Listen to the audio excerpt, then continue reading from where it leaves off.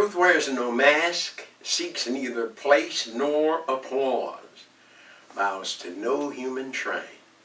She only asks a hearing. A very pleasant good day to you wherever you may be. Welcome to the University of Common Sense. My name is Tim Morrow, and today we're talking about dialysis and dialysis treatment. It is a big subject. It's huge, and I talk to a lot of people on the dialysis machine, and the only ones that I talk to are miserable. So I really need to put this out there so people can understand, first of all, why are you there? How did you get there? What was it that made you be today on that dialysis machine? Because the treatments is far worse than any problem that you have with the kidneys, and everybody will tell you that. Not only that, you're fearful to get on that machine, but you're 10 times more fearful to get off of it. So I really want to address my part, what I know. And I'm an American citizen. I have a right to a choice. But what I say to you has to make sense to you, because I'm coming to you from the University of Common Sense. I can't use $40 words that you don't understand. So let me give you what I know about. And what I know, I learned from listening to my people that are on the dialysis machine. I didn't take white rats into a laboratory and kill them. I learned from listening to every client. In fact, what I know in these 36 years, I've learned from my clients what they have to say. People don't lie to you about their illness. They tell you exactly what's going on. And when you listen, believe me, you will learn. I mean, I learn from my clients. So here's what you got to do. And this is what I've seen in dealing with dialysis. And my first encounter with dialysis was these old black men up in the first state, Delaware. They were on, these men were in their 60s, 70s, and 80s. And they told me the horror stories of the nurses that put them on the machine, what they say to them, why they slap their face, why they, all kinds of stuff that they do to these people, and the way they talk to them. They were dogged until you get in there and you take your treatment and stuff like that. So that was my first real encounter with it. But I've since found out a lot more. So the first thing is 99% of the people on the dialysis machine were on drugs. They were on medication of some kind. Number one is that what started all our problem is the food, our diet. White rice, white sugar, pastas, pizzas, meat, spaghetti, macaroni, cheese is not food. That used to be food, and they turned it into junk, and they made it taste good. And what happens is it makes us sick. And what do we do when we get sick? Go to the doctor. And what does the doctor do? The doctor puts you on drugs. And when you get on the drugs, the body starts holding water for a reason. It's never for no reason. Cause and effect. Drugs, number one, constipates us. That's the number one thing that it does, is constipates us. And all of our channels of elimination, the colon, lungs, kidney, skin, and for the female, the vaginal tract, they become blocked, especially when you become constipated. When you become constipated, the body has to go into another routine. You're not eliminating what you're eating, and when you're taking the drugs, you're putting poison on top of that. The body then starts looking for something. Since you won't eliminate, it's got to look for some other way to get rid of this waste. But it can't get rid of it. So what it does, it sends water out to dilute the poison. That's the body acting on your behalf. And it's acting because of what we've done. Yeah, we did it out of ignorance, but it doesn't matter. Because death met by ignorance is just as final as if met by knowledge. So you need to understand the body just a little bit. When the body is sending water out, it's doing it for a reason. There's poison it can't get rid of, so it sends the water out to dilute the poison. What happened was, this started happening across the country. I'm talking about millions and millions of people realizing that they're filling up with water. And medicine said, what can we do about that? That was the invention of the dialysis machine. Somebody saw a way out, a way to make big money, and we became victims of it only because our body was doing what it is supposed to do. Our body takes the manure that we do in our life and turns it into fertilizer for the next experience. Why? Because the body starts taking care of itself. But since we don't understand the body, we go to the doctor who understands it less. And he puts you on even more drugs. There are people out there on 17 drugs and taking the dialysis treatment. Number one is you don't know what's in that. You don't know. They hide it from what's in it, but it's all chemical. And that's been put in the body. The body doesn't have any idea as to what to do with it. But it's got to respond. So it responds by holding water. Now you can be convinced that your kidneys aren't working. But they know better than to tell you that your kidneys aren't working. Why?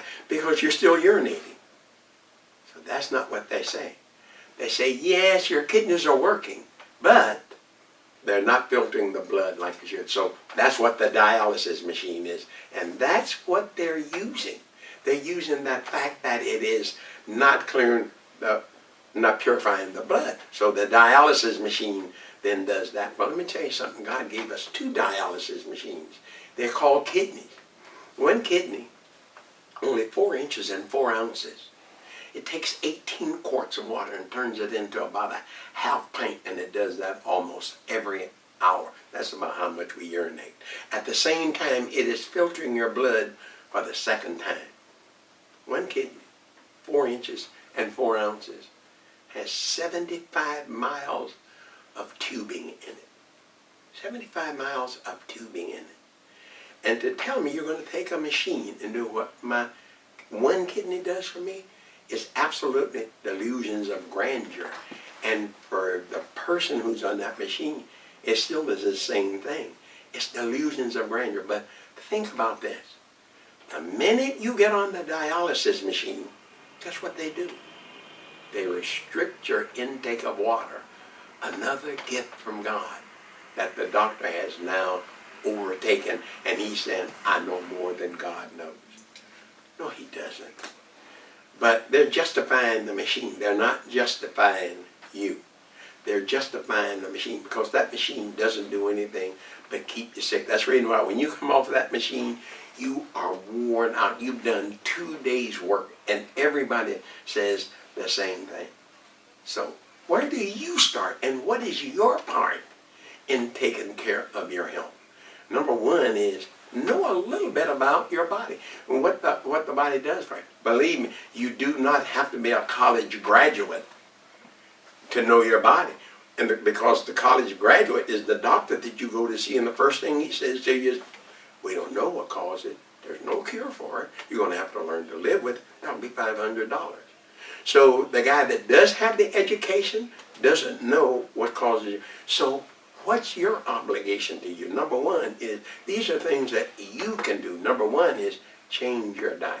You can't digest a cow's milk. The molecular structure of it is far too big, and so it causes the very problem of swelling because it can't handle that molecular structure. And anything that you eat from that cow does the same thing to you. Whether you call it yogurt, cheese, whatever you call it, it came from the cow. Guess what else you do? You start to suffer with the same thing that the cow suffers with, whatever it is that the cow suffers with. And now all this is beginning to show up in the individual. The individual, not knowing anything about themselves, have to do what the doctor says. And whether he knows it or not, we're being betrayed by the very people we trust the most. Because if you tell them about, if you ask them about the diet, they tell you, oh, the diet's got nothing to do with it. But deep inside, you know that it does. So these are changes that you can make. Change your diet. Stop eating a cow Stop drinking from the cow. I mean, these are things that really create a problem, especially true of cheese. Pizza parlors, all the pizza parlors, they have added to it, and it's added to children because that now they're having difficulty breathing. Anybody who tries to get off that dialysis machine, the number one thing that happens to them is that they start suffering with the inability to breathe correctly. And when you start suffering with that, and you think that that machine will cause you to breathe correctly, you're always going to be on that machine. But remember, what their number one product is in the medical field is fear. You're on the machine out of fear. You're afraid to get on it, and you're 10 times more afraid to get off of it. And something else. You have to overcome the fear, or you're always going to be there. One of the things that the people are asking me is, well, do you know anybody who's gotten off of the machine and lived a nice life? Well, when you were 60, when you went on that machine, and you've been on that machine 1 year, and you throw away the 60 years that your body has taken care of you and only concentrate on the 1 year that the doctor says it isn't, all you're going to be is fearful. You're going to be fearful to get off that machine. You want everybody. If I showed you 10 people who got off that machine, you'd want to see the 11th one. But you don't want to be that one. You've got to act. Let me tell you what courage is: action in spite of fear. If you want to get off that machine, nobody else can get off that machine for you. You're it. I don't advocate getting off of that machine or getting on that machine. But if you're going to be on it, if you choose to be on it or you choose not to be on it, I'm saying to you, there's a healthy way that you can take care of your own health. You start doing something for you. The thing that's happened to America is we've been taken out of our own health. We're too stupid.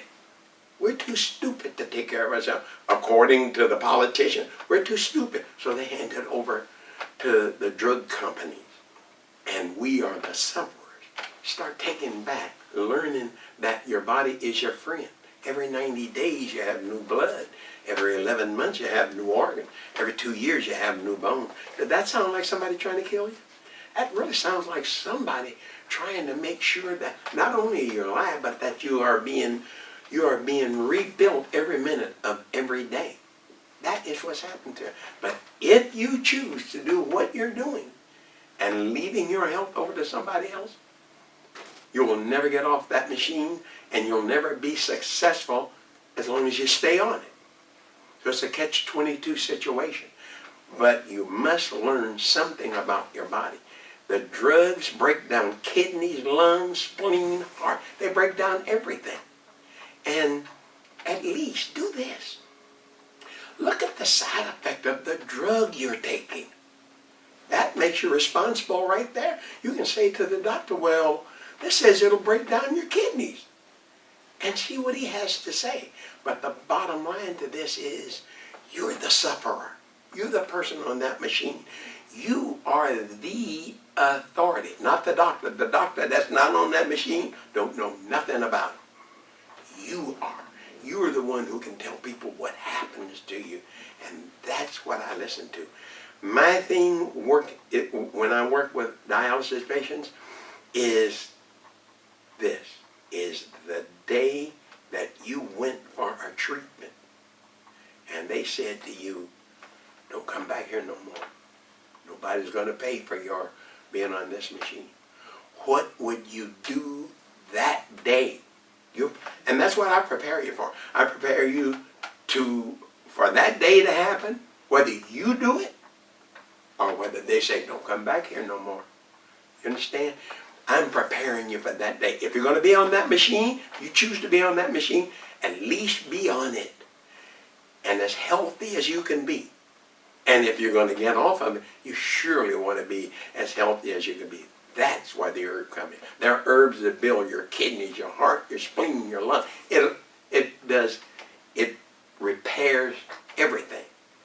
You need to know about that. That's what phone consultations are. That's the reason why I do phone consultations with people and let them know what they can do themselves. Let me tell you something. I can buy stock in your illness on the New York Stock Exchange. That's how money-making it is. They don't want you off that machine. They want you on that machine. That's the reason why some of the drugs you're taking breaks down the kidneys. And so does the machine. It breaks down the kidneys also. That's the reason why you got to learn to do something for yourself. And not just kidney, not just dialysis. They remove from us our right to be well. In the state of California, you can't refuse your child to have a shot that you have no belief in, no trust in. You have to give them the shot. So they're taking away our rights. And when I listen to the people on the dialysis machine, when they talk to me, they're talking to me about what the person that's putting them on the machine says. They keep you fearful.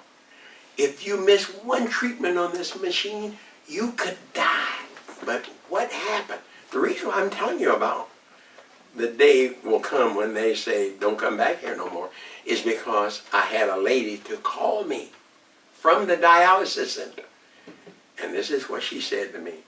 She said, I just came from my treatment and they told me, don't come back here no more because nobody is paying for your insurance company is no longer paying for you to be on the dialysis machine. What would you do that day? And you're already fearful enough to realize that just one treatment, missing one treatment could kill you. And they're telling you now, you ain't going to have no more treatments ever. What would you do that day? And that's what you do today.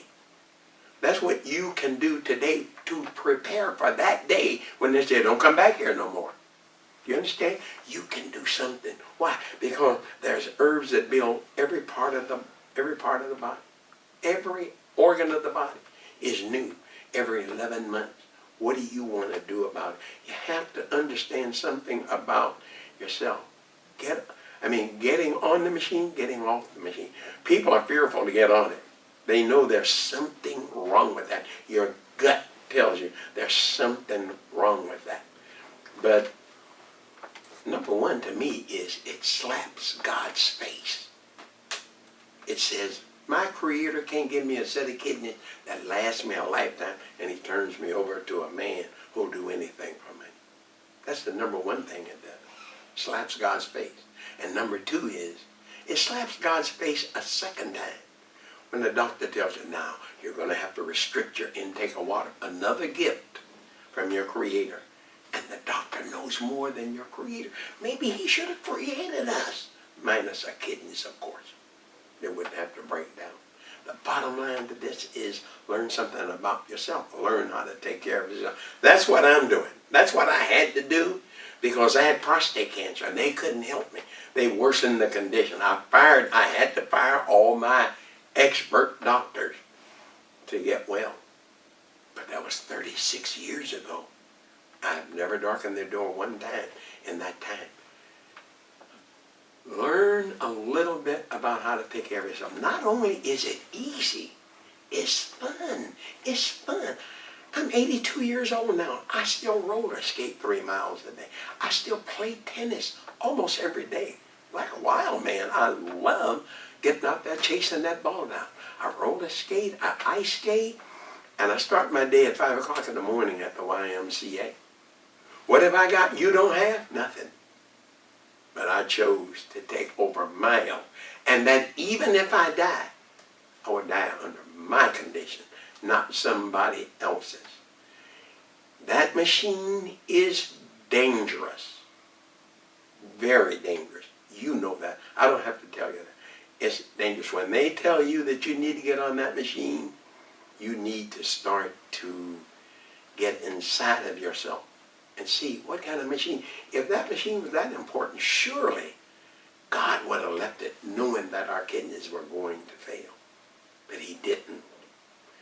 So it's up to you to learn how to take care of yourself. But the number one thing you have to get rid of is fear. Let me tell you real quick this story. because it's here. You have to change your mind. Let me tell you a quick story about a guy named Nick. Nick was a big guy. Physically, he was a big guy. He worked in the train yards, loading and unloading trains. Nick was a good employee, got along good with other employees, dependable on time. Nick had one problem. He's always worried. What's going to happen to my wife? What's going to happen to my house? What's going to happen to my car? What's going to happen to my whatever? Just give him something to worry about. One day they gave all the employees off an hour early so they could go home and prepare for a party they were giving for one of the foremen. Well, Nick was excused also, but somehow Nick found himself locked in a refrigerated boxcar. Nick knew he could not last the night in a refrigerated boxcar where the temperature gets down to well below zero. Nick beat on the doors until he was bloody, screamed until he had no voice, but nobody heard. Everybody was at the party having fun. Somewhere during the night, Nick found a piece of cardboard on the floor, and he had a pen in his pocket. He wrote on the cardboard, "Getting colder. If someone doesn't find me soon, these may be my last words," he wrote. And sure enough, that's what they were, his last words. The next morning when they opened up that boxcar, Nick lay slumped over in the corner dead. Furthermore, the autopsy said Nick froze to death. The enigma to the story was that the boxcar that Nick was in that night was in for repairs on the refrigeration unit that did not work. And the prevailing temperature in that boxcar that night was 61 degrees. Nick froze to death in a slightly less than room temperature boxcar simply because he knew he was in a refrigerated boxcar. He just didn't know that the unit didn't work. Anywhere in the night, Nick could have said, "I don't care how cold it is in here, I'm going to make it through this night." He'd have found out he needed to take his jacket off. It was 61 degrees in there. Nick froze right here. That's where you are. You're Nick in the boxcar. You're in that machine, you're Nick in the boxcar. You're trapped inside of yourself, and you can't get out. That's the reason why here at the University of Common Sense, our motto is, growing old does not make us sick. It's growing sick that makes us old. For the University of Common Sense, I'm Tim Morrow. And you'll see us next time.